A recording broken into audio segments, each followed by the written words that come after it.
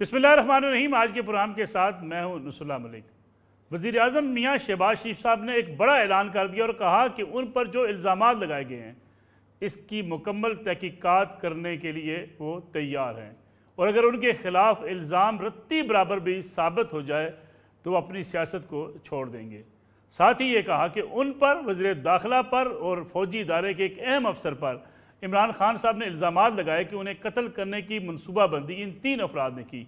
लिहाजा वो supreme court of Pakistan के चीफ जस्टिस से अपील करते हैं कि एक फुल कोर्ट बेंच तश्कील देकर इस मामले की तहकीकात की जाए ताकि दूध का दूध और पानी का पानी हो जाए। वज़ीर आज़म की आज बड़ी हंगामा खेज प्रेस कॉन्फ्रेंस, जिसमें उन्होंने इस बात का ऐलान किया कि वो अपने आप को एहतसाब के लिए पेश करने को तैयार हैं। इमरान नियाजी के इल्ज़ाम की पूरी तरह सुनवाई का तकाजा है। मैं आज सुप्रीम कोर्ट के चीफ जस्टिस से मुल्तमिस हूँ। मेरी आपसे गुजारिश है कि आप फुल कोर्ट पर मबनी कमीशन आप तश्कील दें। मैं आपको इंशाअल्लाह फिलफौर मैं ख़त के ज़रिए आपसे मैं इन राइटिंग मैं आपको ये दरख्वास्त करूँगा, और मुझे उम्मीद है कि मेरी इस दरख्वास्त की पजीराई होगी पाकिस्तान के बेहतरीन मफाद में, 22 करोड़ आवाम के मफाद में। जब आप मुझे हुक्म करेंगे मैं आपके पास पेश होऊंगा, जिसको आप तलब करेंगे वफाकी हुकूमत से वो पेश होगा। वज़ीर आज़म ने वाज़े तौर पर कह दिया कि अगर उन पर इल्ज़ामात साबित हो जाएं किसी भी सतह पर तो वज़ारत उज़्मा से वो स्टेप डाउन कर जाएंगे और बल्कि सारी उम्र के लिए सियासत छोड़ देंगे। इमरान खान साहब की तरफ से ये इल्ज़ामात का सिलसिला उस रोज़ से जारी है जिस दिन इमरान खान साहब पर यह कातलाना हमला हुआ था। फिर असद उमर साहब ने, जो पाकिस्तान तहरीक इंसाफ के सीनियर रहनुमा हैं, उन्होंने इल्ज़ाम आयद करते हुए 3 अफराद के नाम लिए थे, जिसमें मियाँ शहबाज शरीफ, वज़ीर आज़म पाकिस्तान, वज़ीर दाखिला राना सनाउल्लाह और फ़ौजी इदारे के एक अहम अफसर भी उसमें शामिल हैं। अब देखना यह है कि क्या चीफ जस्टिस ऑफ पाकिस्तान एक फुल कोर्ट बेंच तश्कील देकर इसकी तहकीकात करते हैं या नहीं करते, और जो कमीशन बनेगा उस कमीशन में कौन कौन पेश होगा और इसके फैसलों को कौन मानेगा।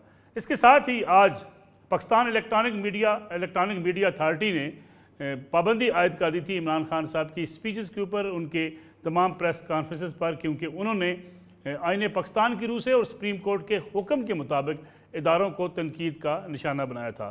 लेकिन उसके बाद वफाकी हुकूमत ने इमरान खान साहब पर यह पाबंदी लगाने का पैमरा का हुक्म मुअत्तल कर दिया है।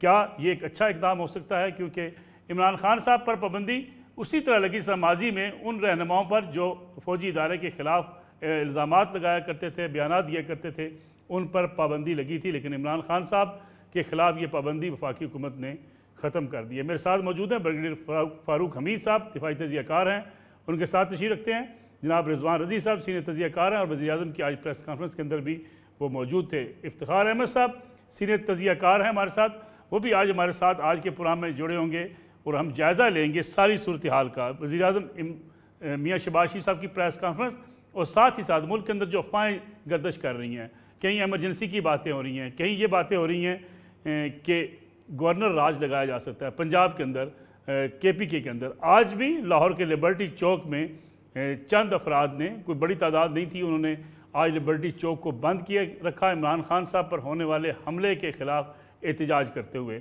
मुख्तलिफ़ शहरों में हल्का हल्का एहतजाज आज भी देखने को आया। आखिर सूरत हाल किस तरफ जा रही है? बड़े अहम दिन है ये, नवंबर का महीना पाकिस्तान के अंदर बड़ी अहम फ़ैसलों का महीना है, और क्या ये बड़े अहम फ़ैसले होने के बाद सियासी बहरान भी टल जाएगा या नहीं, ये भी आज के प्रोग्राम का मौजू होगा। मेहमानों से बातचीत करेंगे लेकिन एक ब्रेक के बाद। पूरा में एक बार फिर खुशामदीद। ब्रिगेडियर फ़ारूक हमीद साहब हमारे साथ मौजूद हैं। ब्रिगेडियर साहब, आज वज़ीर आज़म की ऑफ़र कैसी लगी आपको? वज़ीर आज़म ने कहा कि सुप्रीम कोर्ट के चीफ जस्टिस जो हैं वो एक फुल कोर्ट बेंच तश्कील दें, एक कमीशन बनाएं, तहकीकात करें, अगर उनके ख़िलाफ़ या किसी इदारे के किसी अफसर के ख़िलाफ़ कोई इल्ज़ाम साबित हो जाए तो वो स्टेप डाउन होने को तैयार हैं और सियासत छोड़ने को तैयार हैं। बहुत शुक्रिया। मैंने बिल्कुल प्राइम मिनिस्टर साहब की प्रेस कॉन्फ्रेंस सुनी है। मेरा ख्याल है ये बिल्कुल लॉडेबल स्टेप है, इसको सबको एक्सेप्ट करना चाहिए। गवर्नमेंट ऑफ प्राइम मिनिस्टर साहब के जो सुप्रीम कोर्ट की कमीशन की अपना फुल कोर्ट कमीशन की उन्होंने बात की, और दो मुझे फुल कोर्ट कमीशन की बात वैसे समझ नहीं आई, ये टर्म हमने फर्स्ट टाइम सुनी है। नॉर्मली फुल कोर्ट हेयरिंग्स होती हैं, लेकिन बहरहाल ये फैसला चीफ जस्टिस साहब करेंगे कि वो कोई लार्जर बेंच बनाते हैं या कोई सुप्रीम कोर्ट के जज के अंडर कोई वो कमीशन बनाते हैं जो कि ये तमाम चीजें प्रूव करें। क्योंकि देखें, इससे फायदा ये जो अच्छी बात ये है कि सुप्रीम कोर्ट के कोई भी फैसला होगा, उसको आपको पता है कि पाकिस्तान में उसके बारे में आप फैसले को चले क्रिटिसाइज कर सकते, लेकिन उसके जो फैसले, जो सुप्रीम कोर्ट की क्रेडिबिलिटी है, इससे बड़ा ऊंचा हमारा कोई और आईनी जुडिशियल इदारा नहीं है, the highest apex court of the country. तो मेरा ख्याल है, और वैसे भी सुप्रीम कोर्ट में बाकी लोगों को आगे पीछे हो सकता है, लेकिन सुप्रीम कोर्ट के ऊपर हमारे एक किस्म का ब्लाइंड वो है अपना फेथ के खिलाफ, वो जो है वो जस्टिस करेंगे और उनका फैसला जो है वो बिल्कुल वो ठीक होगा। लेकिन मैं एक बात और दूसरी अच्छी बात जो उन्होंने की है, आई लाइक इट।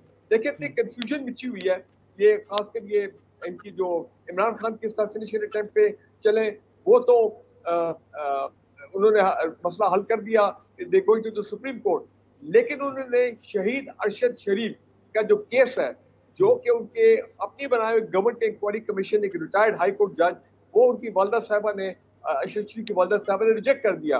तो अच्छी बात है, उन्होंने कहा जी सुप्रीम कोर्ट इसको भी देखे।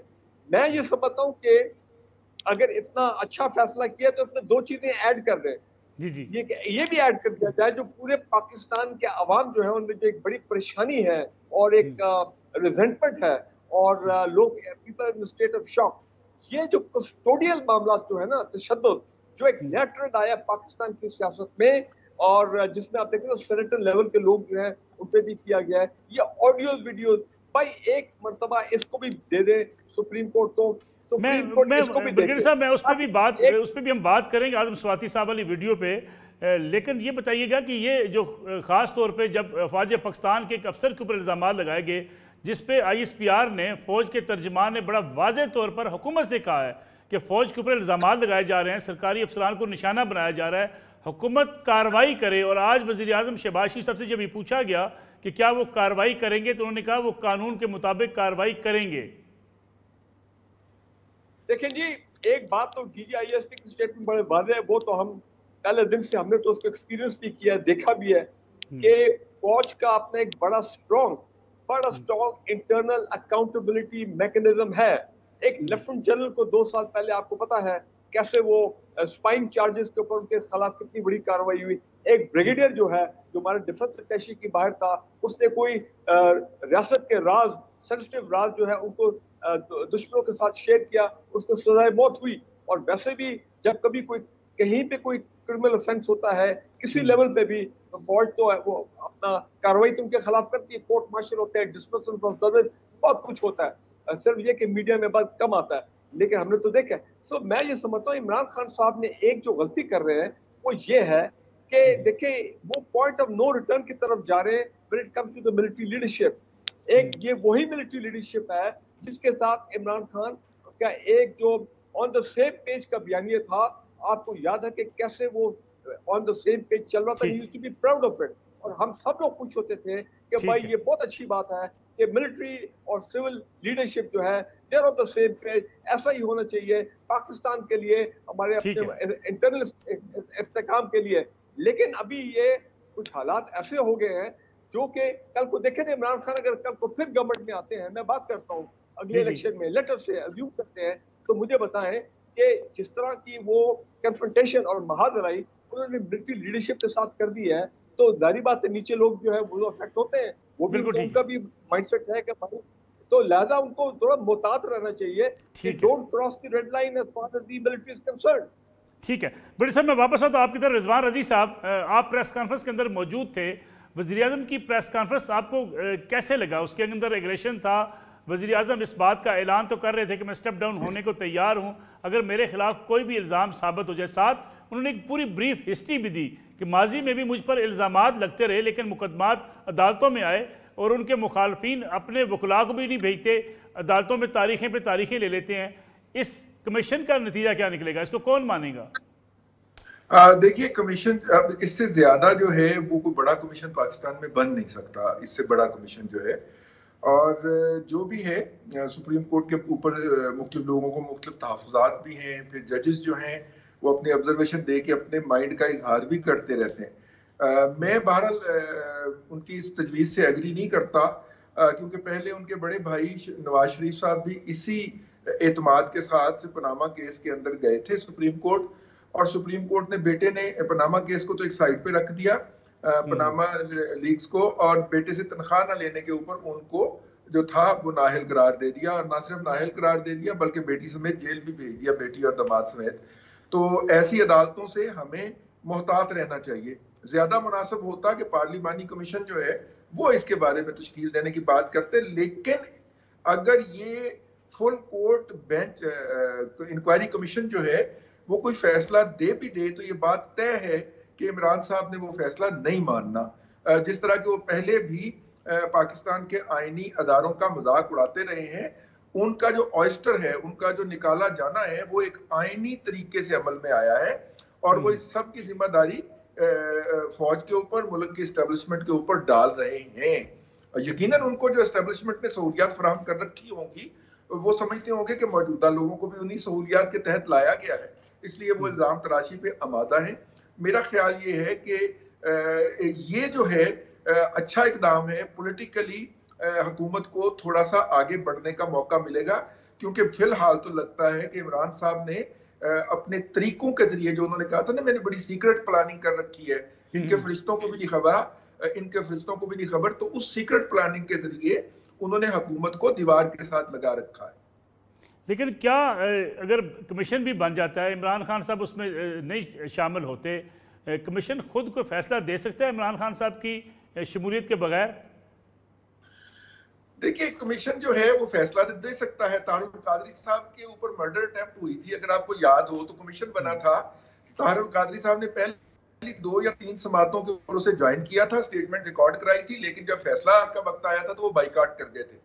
और कमीशन जो था, और तारुल कादरी साहब ने उस कमीशन का फैसला कभी भी नहीं माना, क्योंकि उसके ऊपर लिखा हुआ था कि ये खाइन, झूठा और बददिमाग, और पता नहीं जो भी उर्दू वोकैबुलरी के अंदर, उर्दू की फरहंग के अंदर जो भी दस्तयाब है डेरोगेटरी रिमार्क्स, वो उनके बारे में लिखे गए थे तारुल कादरी साहब के बारे में, क्योंकि वो जो खून उन्होंने अपना मर्डर अटेम्प्ट का जो खून था वो मुर्गी का खून निकल आया था, तो जब उसके टेस्ट वगैरह हुए थे। तो माजी के अंदर तो ये तारीख है कि जिसने नहीं मानना होता उसने नहीं मानना होता। इमरान साहब जो हैं वो तारुल कादरी साहब से बड़े एडवांस लेवल पे हैं, स्ट्रेटजी वाइज भी और फिलॉसफी वाइज भी। तो वो किसी भी इस तरह वो फैसला नहीं मानेंगे इलेक्शन कमीशन का जिसके अंदर वो 8 सीटें जीत जाएं और 1 हार जाए, 7 सीटें जीत जाएं और 1 हार जाए, वो फैसला मानने को तैयार नहीं है मलिक साहब। तो वो ये रजी साहब 1 मिनट में आपको सॉरी इंटरप्ट कर रहा हूँ। फवाद चौधरी साहब पाकिस्तान तहरीक इंसाफ के सीनियर रहनुमा, साबिक वज़ीर इत्तलात और नशियात हमारे साथ मौजूद हैं। फवाद साहब बहुत शुक्रिया पुराना वक्त देने का। फवाद साहब ये बताइएगा कि आज वज़ीर आज़म शहबाज शरीफ साहब ने ऑफ़र किया है, चीफ जस्टिस पाकिस्तान से कहा है कि वो एक कमीशन तश्कील दें फुल कोर्ट, जो ये तहकीकात करे कि जो इल्ज़ामात PTI लगा रही है कि उनके कत्ल के अंदर शहबाज शरीफ साहब, राना सनाउल्लाह, एक फ़ौजी अफसर शामिल हैं। इस कमीशन को PTI तस्लीम करेगी? अभी पता नहीं है, कल इसके ऊपर पहले मैं मशवरा करेंगे, पार्टी मीटिंग जो मशवरा करेगी, फिर इसके प्रो एंड कॉन्स देके कल इस पे अपना रद्द अमल दें।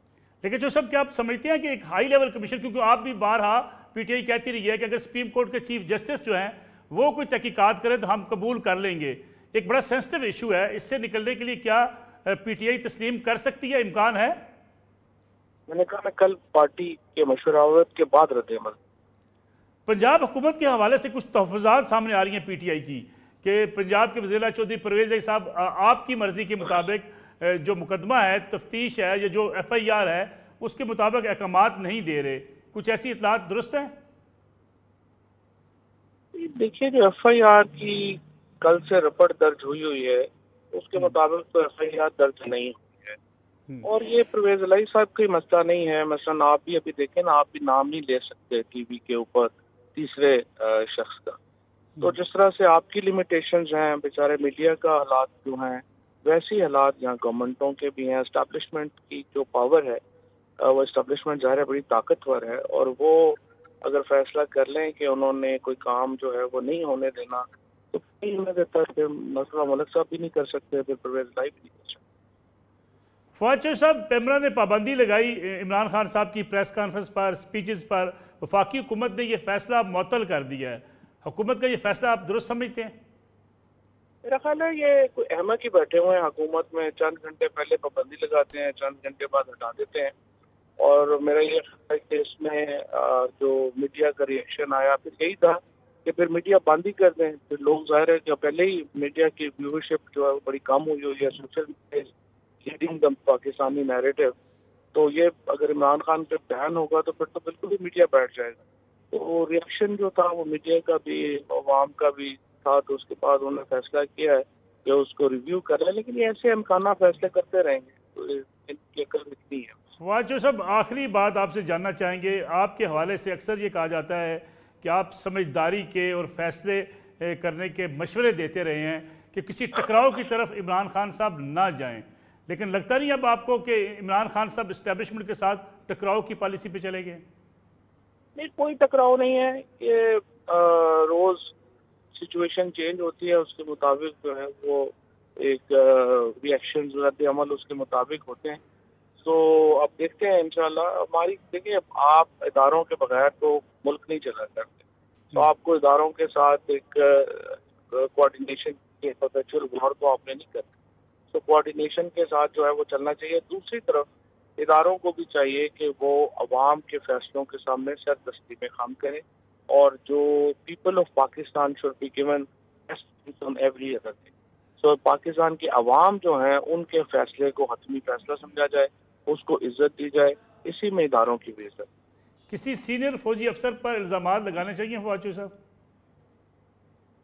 देखिए, एक बंदा जिसके ऊपर कातलाना हमला हुआ है और वो समझता है कि उसमें कुछ लोग मुलव्वस हैं, और फिर जिस तरीके से जो एक पूरा सीक्वेंस ऑफ इवेंट बनता है कि 23 सितंबर को इमरान खान ने सारा जो ये मामला था उसको खोल दिया अपनी तकरीर में, तो उसके बाद अगर आप इन्वेस्टिगेशन भी नहीं करना चाहते तो ये तो फिर जाहिर है कि कानून के खिलाफ है। और इसका मतलब ये यही है ना, फिर बुनियाद यही है कि पाकिस्तान में कुछ लोग कानून से बालातर है, और ये एक बुनियादी आप समझिए कि एक स्ट्रगल है कि आपने तमाम लोगों को कानून के नीचे जब तक आप नहीं लाते हैं, पाकिस्तान को रियासत का जो एक पॉजिटिव रियासत का दर्जा हासिल नहीं हो सकता।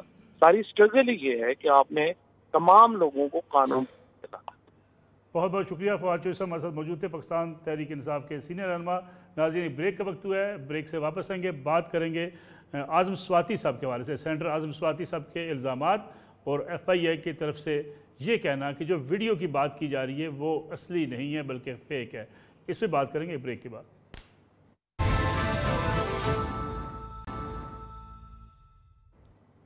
प्रोग्राम में एक बार फिर खुश आमदीद। ब्रिगेडियर फारूक हमीद साहब, ये जो फवाद चौधरी साहब ये भी बात कर रहे थे कि इदारों को हुकूमत के मातहत होना चाहिए, लेकिन क्या फ़ौजी अफसरान के ऊपर इल्ज़ामात सियासतदान लगाएं, सबूत ना दें?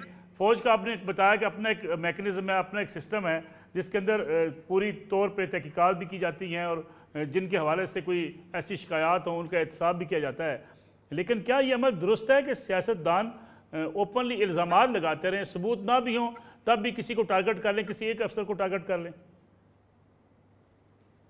नहीं, ये है तो बड़ी अपना स्ट्रेंज डेवलपमेंट, लेकिन अब क्योंकि इमरान खान एक पॉपुलर लीडर है और the leader of the biggest political party इन पाकिस्तान, और ये तो बात सही है कि उनके ऊपर एक कातिला हमला परसों हुआ है, और एक अटैकर नहीं बल्कि मल्टीपल अटैकर थे। अब जारी बात है वो अब उनके ज़हन में अब कहाँ से ये तमाम नाम आए हैं, उनकी क्या बुनियाद है, क्या बैकग्राउंड है, वो क्यों ये नाम ले रहे हैं। तो उसका तरीका तो वही है कि जो कि DGISP ने गवर्नमेंट ऑफ पाकिस्तान को रिक्वेस्ट किया है कि जनाब इस पर फिर आप कुछ करें, तो वो प्राइम मिनिस्टर ने तो आपकी प्रेस कॉन्फ्रेंस में कहा था कि वो इसके बाद जाके जो लीगल एक्सपर्ट्स हैं उनसे फिर वो मीटिंग करेंगे कि भाई इस मामले को कैसे करना चाहिए। या दूसरा तरीका ये है कि जो चीफ जस्टिस ऑफ पाकिस्तान है, अगर वो इसकी एप्लीकेशन रिक्वेस्ट को एक्सेप्ट कर लेते हैं तो हो सकता है कि वो इदारे को कह दे कि जी आप अपने लेवल के ऊपर कि चले जी इल्ज़ाम लगा है, आपके लेवल पे इल्ज़ाम को जो है वो आप प्रूव करें और हमें आप रिपोर्ट दे दें, तो why the ministry of defence. तो ये बड़े तरीके हैं ताकि इस मामले को अगर एक टॉप पोलिटिकल लीडर ऐसे इल्ज़ाम लगाया है तो वो बात भी पूरी हो जाएगी और फिर फौज को। लेकिन ब्रिगेडियर साहब, आपको कि दाल में काला नजर नहीं आता कि पोस्टमार्टम जो मौजम शहीद हुआ जो कारकुन, उसका पोस्टमार्टम तक नहीं करवाया गया? इमरान खान साहब खुद मेडिकल लीगल करवाने किसी सरकारी हॉस्पिटल में नहीं गए, बल्कि अपने प्राइवेट अपने ही ज़ाती हॉस्पिटल में, शौकत खानम जो कैंसर का हॉस्पिटल है वहाँ बैठ के इलाज भी करवा रहे हैं और वहाँ से मेडिकल लीगल भी बनवाते हैं वहाँ बैठकर। क्या इससे कुछ शक और शुबा पैदा नहीं होता कि पीटीआई खुद भी कुछ जेन्युइन तहकीकात नहीं चाहती? नहीं, ये बात तो पीटीआई के तो मैं नहीं कहूंगा, मैं तो ब्लेम करूंगा पंजाब गवर्नमेंट को कि भाई पंजाब गवर्नमेंट तो कंटेनर पर नहीं खड़ी थी। ठीक है, वो अपने डॉक्टर यास्मीन राशिद होंगी, वो उनके जो होम मिनिस्टर है वो भी उमरची में थे, लेकिन शायद इस सारी कंफ्यूजन में, अफरा तफरी में वो भूल गए कि उन्होंने क्या लीगल कार्रवाई करनी है, प्रोसेस फॉलो करना है मेडिकल लीगल का by going to government hospital. और पुलिस वाले में मैं आपको भी फ्रैंकली बता दूं, पंजाब पुलिस के बारे में बहुत शकूक और शुबहात हैं अपना पंजाब के लोगों की। ओवरऑल पाकिस्तान में बेशक उनका काउंटर टेरर डिपार्टमेंट ने जबरदस्त काम किया वारंट टेरर में, तो कोई शक नहीं है पिछले 10 साल में, लेकिन जिस तरह सानिया मॉडल टाउन में उनका रोल रहा है, उसके बाद 25 मई को जो उनका रोल रहा है पंजाब पुलिस का, वो निकाब पोस्ट। लेकिन अब तो हुकूमत पीटीआई की है ब्रिगेडियर साहब। आई एग्री, हुकूमत पीटीआई की है, लेकिन लग ये रहा है कि within the Punjab police there is some problem. और आप देखें ना कि वो उनका आईजी को चेंज कर रहे हैं, वो उधर तक नौबत आ गई है। चलिए बड़े साहब, मैं वापस आऊंगा आप तो आज स्वाति साहब को भी डिस्कस करना है। रिजवान रजी साहब, जो फवाद चौधरी साहब ने कहा कि पंजाब हुकूमत भी बेबस है, वो कार्रवाई चाहते हैं, अपने दौरे हुकूमत में वो कहा करते थे कि किसी अफसर का नाम लेके इल्ज़ामात ना लगाए जाएं। पूरी पीटीआई की तारीख है कि जब कोई एहतजाज करते थे, कोई कहते थे फौजी अफसरान के ऊपर उंगलियां उठती थी, तब पीटीआई ऐसे लोगों के खिलाफ मुकदमात कायम करती थी, ऐसे लोगों को उठा लिया जाता था। आज पीटीआई का मौक़िफ़ दूसरी तरफ है। नहीं, वो कहते थे कि किसी अफसर का नाम बेसिकली अदारे के ऊपर हमला करना है और अदारों के नाम लेके तो इल्जामात ना लगाए जाए, ये कहा करते थे वो। और आज वो यही हरकत खुद फरमा रहे हैं। मेरा ख्याल है कि ये तो पीटीआई ने अपना हर वो थूका चाटा है जो उन्होंने अपने दौरे हुकूमत के अंदर जो हरकत की थी उसको रिवर्स किया है। मतलब कि जिस भी मौजू के ऊपर उन्होंने जो भी बात कही थी, अब आप ये देख लीजिए, जिस तरह फवाद चौधरी साहब ने कहा कि इसका मतलब है कि आप इन्वेस्टिगेशन नहीं चाहते। भाई इन्वेस्टिगेशन किसने करनी है? पंजाब पुलिस ने करनी है। पंजाब पुलिस किसके मातहत है? चीफ मिनिस्टर के तहत है। चीफ मिनिस्टर कौन है? पीटीआई का मुंतखब करदा वोट शुदा चीफ मिनिस्टर है, और वो कहता है कि मैं वो करूंगा जो इमरान खान कहेगा। इमरान खान साहब शौकत खानम तशरीफ लाए, वैसे बात इतलात है कि रात उन्होंने घर में ही गुजारी है, लेकिन चले हम मान लेते हैं इमरान खान को चौधरी परवेज लाई मिलने तशरीफ लाए और उन्होंने कहा कि एक एक लफ्ज उस पर अमल दरामद होगा जो जनाब इमरान अहमद खान न्याजी साहब ने कहा है। अब या तो इमरान खान झूठ बोल रहे हैं या परवेज लाई झूठ बोल रहा है। परवेज लाई कहता है मैं एफआईआर दर्ज नहीं करूंगा, इमरान खान कहता है एफआईआर दर्ज करो, और इसके दरमियान इन दोनों ने कौम को फंसवाया हुआ है। दोनों में से कोई एक प्योर झूठा है, क्योंकि अगर परवेज लाई साहब एफआईआर दर्ज नहीं होने देना चाह रहे या नहीं होने दे रहे, तो फिर बकौल फवाद चौधरी के इन्वेस्टिगेशन कैसे होगी? अरे भाई तुमने खुद इन्वेस्टिगेशन करनी है यार। अपनी बदअमली का, अपनी बेअमली का तो आप कम से कम किसी दूसरे पे इल्जाम नहीं ना लगा सकते। आपने करना है ना, आप कीजिए। आपने एफआईआर 2 के खिलाफ दर्ज करनी है, 2 के खिलाफ कीजिए। और दूसरी बात, मलिक साहब आपने हवाला दिया था, मैं उस पर थोड़ी सी डिटेल में बात करना चाह रहा हूँ। किसी जगह पे कोई इंसिडेंट हो जाए तो फौरी तौर पे पहला जो रिएक्शन होता है कि आप मुकामी थाने को इतला करते हैं, फिजिकली जाके या वैसे 15 के ऊपर फोन करके भिजवाते हैं इतला। फिर वहां से पुलिस आती है, वो पूरे थाने के फरीकैन को अपने कंट्रोल में ले लेती है या लेने की कोशिश करती है, और फिर वहां से अगर कोई मजरूब हो, कोई जख्मी हो, तो उसको मुकामी हॉस्पिटल के अंदर ले जाया जाता है मेडिको लीगल के लिए। 48 घंटे गुजर चुके हैं, 24 घंटे गुजरने के बाद इमरान साहब ने गैर हाजिर मेडिको लीगल करवाया, और जिना हॉस्पिटल लाहौर के मेडिको लीगल ऑफिसर ने अपनी रिपोर्ट में लिखा कि मुझे बताया गया है कि जनाब वो ये हुआ है, वो जब हॉस्पिटल पहुंचे तो बेहोश थे, फिर मुझे बताया गया है कि ये है। यानी कि उसके ऊपर भी पंजाब हुकूमत की पूरी जबर, इस्तबदाद और कहर नाजल था, लेकिन उसने अपना आप बचाया है सिर्फ ये लिख के कि जी मुझे बताया गया है। उसने ये नहीं लिखा कि मैंने खुद एग्जाम किया है। हालांकि पहली पेशी के अंदर ये मेडिको लीगल उठा के अदालत ने बाहर फेंक देना है। मेडिको लीगल का उन्होंने फार्स बनाया, मजाक बनाया।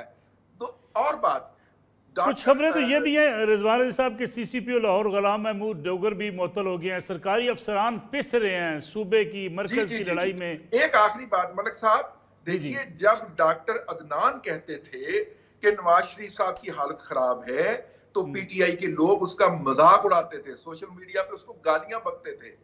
तो हम फैसल सुल्तान की बात का क्यों एतबार करें? रिजवान रजी साहब, आजम स्वाति साहब की प्रेस कॉन्फ्रेंस, फिर एफआईए का कहना कि ये फेक है। स्वाति साहब का कोई माजी कोई इतना शानदार नहीं है, अमेरिका से लेके दुबई तक स्वाति साहब इन चीज़ों के मास्टर रहे हैं, उनके ऊपर बड़े फ्रॉड के इल्ज़ाम हैं, धोखाधड़ी के इल्ज़ाम उनके ऊपर ले रहे हैं। एक दुबई के शहरी भी बेचारे रोते पीटते रहे कि उनके साथ कैसे फ्रॉड किया गया। अब एफआईए ने भी कहा कि ये वीडियो फेक है जिसके बारे में वो रोध हो रहे थे। आजम स्वाति साहब एक सर्टिफाइड फ्रॉडिये हैं, और ये सर्टिफाइड फ्रॉडिये होने का उन्हें सर्टिफिकेट पाकिस्तान से नहीं अमेरिका से मिला हुआ है। एफबीआई की जो वेबसाइट है उस पर अभी तक इनकी बशीर के नाम के साथ इनकी तस्वीर भी लगी हुई है। अगर किसी साहब को शौक हो तो वो जाके देख सकते हैं। ये वहां पे क्रेडिट कार्ड फ्रॉड के अंदर मतलूब है आज के दिन तक। दुबई की आपने सूरत हाल बता ही दी। फिर ये वो साहब हैं कि जिन्होंने इलेक्शन कमीशन ऑफ पाकिस्तान के खिलाफ जो थी वो दरीदा दहनी की थी। जब इनको तलब किया गया तो इन्होंने अंदर जाके दोनों हाथ जोड़ के अनकंडीशनल अपॉलॉजी मांगी, और जब वो बाहर निकले तो बाहर जर्नलिस्टों ने पूछा तो ये मुकर गए। उन्होंने कहा मैंने कोई माफी मांगी। ये इतने झूठे हैं कि फिर जर्नलिस्टों को वहां से इनका माफीनामा निकाल के देना पड़ा। अब जब इन्होंने प्रेस कॉन्फ्रेंस की है, आज आखिरी फिक्रा को कहने लगा हूं, तो प्रेस कॉन्फ्रेंस इन्होंने इतने कॉन्फिडेंस के साथ की जैसे इन्होंने ये वाली वीडियो खुद बनवाई थी। मुझे ये कहने की इजाजत दीजिए, इतने कॉन्फिडेंस के साथ कोई नहीं करता प्रेस कॉन्फ्रेंस। ब्रिगेडियर साहब, आजम स्वाति साहब का माजी कुछ शानदार नहीं है। मैंने ये सवाल किया था रजी साहब से कि अमेरिका से लेके दुबई तक उन्होंने धोखेबाजी के बहुत से इल्जामात का सामना है उनको। नहीं, अपना नुसरत मलिक साहब देखें, अगर वो आप उस तरह कहेंगे माजी में ये प्रॉब्लम था, अमेरिका में उनका ये प्रॉब्लम हुआ वगैरह ये वो, लेकिन जब से वो पाकिस्तान आए हैं, पाकिस्तान की एक्टिव पॉलिटिक्स में हिस्सा उन्होंने लिया है। अब कितने सालों से वो सेनेटर भी हैं। तो अदर देन दैट कि जब वो पीटीआई के मिनिस्टर थे तो एक केस हुआ था कि उनके वो घर के बाहर कोई भैंस आ गई थी, तो उसके ऊपर उन्होंने तशद्दुद किया उनके लोगों ने, वो जो भैंस गाय के मालिक थे। अदर देन दैट तो कोई इतनी बड़ी चीज कभी उनके सामने आई नहीं है। मैं सिर्फ ये कह रहा हूँ कि ही तो 75 ईयर ओल्ड पर्सन, और उनको इस हालत में देखना बड़ी तकलीफ हुई है। मैं समझता हूँ कि एफआईए को बिल्कुल सामने आना चाहिए, जिस तरह उन्होंने कहा कि वो इन्वेस्टिगेट करेंगे, लेकिन खुदारा ये जो कल्चर है ऑडियो और वीडियोस का, इससे दिखाना चाहिए, ऑडियो और ये तमाम चीजें होनी चाहिए। और जिसमें मैं एक जुमला मुझे बोलने दे, मैं मुझे नाम लेते हुए अच्छा नहीं लगता, लेकिन वो कई दफा प्रेस कॉन्फ्रेंस में उन्होंने ओपनली इसको बड़ी अपनी बड़ाई के तौर पे पेश किया है कि जनाब हमारे पास इतनी ऑडियोज हैं, इतनी वीडियोज हैं हाई प्रोफाइल लोगों की। देखिए ये कल्चर वहां से शुरू हुआ है। अब और ये सोशल मीडिया में जारी बात है, आईटी के एक्सपर्ट्स हैं, वो भी तमाम लोगों ने, पॉलिटिकल पार्टी ने, शायद पीटीआई ने काम करना शुरू कर दिया। ये इस पे कोई फैसला आना चाहिए, सुप्रीम कोर्ट को इस पे इंटरवीन करना चाहिए। ये बड़ा खतरनाक ट्रेंड है पाकिस्तान की पॉलिटिक्स। रिजवान रजी साहब, ब्रिगेडियर फारूक हमीद साहब, दोनों मेहमानों का बहुत शुक्रिया। इंशाल्लाह कल आपसे फिर दोबारा मुलाकात होगी। इजाज़त दीजिए, अल्लाह हाफ़िज़।